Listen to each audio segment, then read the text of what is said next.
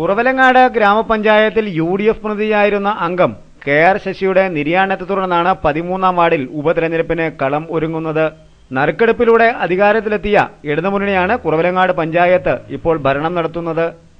14-അംഗ ഭരണസമിതിയിൽ ഇടത് വലത് മുന്നണികൾക്ക് 7 വീതം അംഗങ്ങളാണുള്ളത്.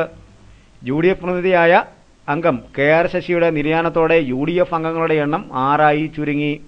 യു.ഡി.എഫിന്റെ ഉരുക്കുകോട്ട എന്ന് വിശേഷിപ്പിക്കപ്പെടുന്ന 13ാം വാർഡിൽ കഴിഞ്ഞ തവണത്തെ വിജയം ആവർത്തിച്ചാൽ വീണ്ടും തുല്യനിലയിലേക്ക് ഇരു മുന്നണികൾക്കും അംഗങ്ങളെത്തും.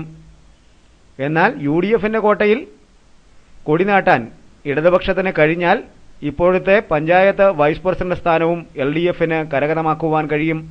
പഞ്ചായത്ത് പ്രസിഡന്റായി ടി.എസ്. രമാദേവിയും വൈസ് പ്രസിഡന്റായി കോൺഗ്രസ് പ്രതിനിധി യു.ഡി.എഫിലെ ലീലാമ്മ തോമസുമാണ് ഇപ്പോൾ ഭരണം നടത്തുന്നത്. പ്രസിഡന്റ് വൈസ് പ്രസിഡന്റ് സ്ഥാനത്തിലേക്ക് നറുക്കെടുപ്പിലൂടെയായിരുന്നു ഇരുവരും അധികാരത്തിലെത്തിയത്.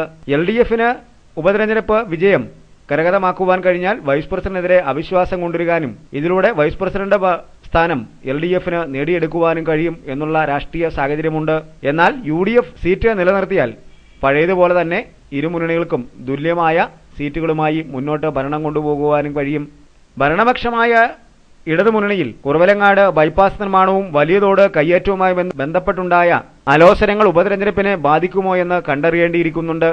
പഞ്ചായത്ത് സ്റ്റാൻഡിംഗ് കമ്മിറ്റി ചെയർമാൻ കൂടിയായ സി.ബി. സെബാസ്റ്റ്യൻ ഭരണപക്ഷത്തിന്റെ നിലപാടുകൾക്കെതിരെ പ്രത്യക്ഷ സമരപരിപാടികളുമായി രംഗത്ത് എത്തിയിരുന്നു.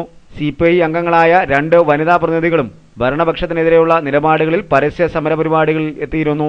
എന്നാൽ രാഷ്ട്രീയപരമായ ഒത്തൊരുമയോടെ ഇവർ പ്രവർത്തിക്കാൻ ഇടയായാൽ മാത്രമേ ഇടതുപക്ഷത്തിന് കാര്യമായൊരു മുന്നേറ്റം ഉണ്ടാക്കുവാൻ കഴിയുള്ളൂ.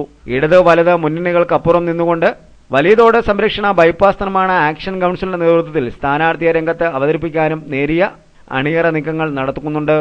യു.ഡി.എഫിൽ കേരള കോൺഗ്രസ് പ്രതിനിധിയായിരുന്ന കെ.ആർ. ശശി 156 വോട്ടിന്റെ ഭൂരിപക്ഷത്തിലാണ് വിജയിച്ചത്. കഴിഞ്ഞ തെരഞ്ഞെടുപ്പിനേക്കാൾ 115 വോട്ടർമാരുടെ വർധനവും ഇക്കുറി വാർഡിൽ ഉണ്ടായിട്ടുണ്ട്. 900-ലേറെ വോട്ടർമാരാണുള്ളത്.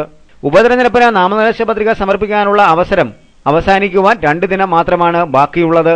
ബുധനാഴ്ചയ്ക്ക് മുമ്പായാണ് പത്രികാ സമർപ്പണം നടത്തേണ്ടുന്നത്. സമർപ്പണത്തിന് 2 ദിനം മാത്രം ബാക്കി നിൽക്കുമ്പോഴും ഒരു സ്ഥാനാർത്ഥിയും പത്രിക സമർപ്പിച്ചിട്ടില്ല എന്നുള്ളതും രാഷ്ട്രീയ രംഗത്തെ തണുപ്പൻ പ്രതികരണത്തിന്റെ തെളിവായി ചൂണ്ടിക്കാണിക്കപ്പെടുന്നുണ്ട്. ഫെബ്രുവരി 2-നാണ് പത്രിക പിൻവലിക്കാനുള്ള അവസാന സമയം. ജനുവരി 31 വരെ സൂക്ഷ്മ പരിശോധനയ്ക്കുള്ള അവസരവും ക്രമീകരിച്ചിട്ടുണ്ട്. ഫെബ്രുവരി 19-നാണ് തിരഞ്ഞെടുപ്പ്. 20-ന് വോട്ടെണ്ണൽ നടക്കും. കുറവലങ്ങാട് സെന്റ് മേരീസ് ഗേൾസ് ഹൈസ്കൂളിലെ 2 ബൂത്തുകളിലായാണ് വോട്ടെണ്ണലും വോട്ടെടുപ്പും ക്രമീകരിച്ചിരിക്കുന്നത്.